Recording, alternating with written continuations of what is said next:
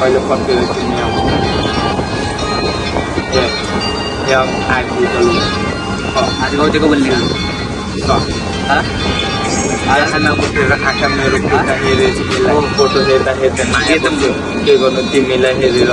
2 दिन भयो भेट्न थालेको बनाउँदा तिम्रो म लाग्थ्यो खुसी भयो मैले तिमीलाई कल गर्दा तिमी त लाग्ने नै बिजी रहेछु माया पुरा गर्नको टाइम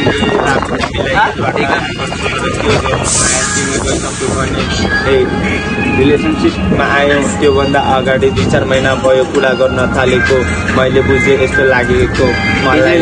मैले बुझेको कुराहरू फेक सबै सिनहरू रेक कहिलेकाहीँ जानु कहिलेकाहीँ फेक मैले के गर्नु साथीभाइ दिनहरू काटेर जोइन हान्दै मलाई निन्द पढ्यो सोचिरहेको छु तिम्रो बारेमा माया के गर्नु तर टाइम पाए छैन भनेर इग्नोर गरिरहेको तिमी भन्दा ज्यादा बिजी हुन्थे तर पनि मैले कल गर्थेँ टाइममा तिमीले दिएन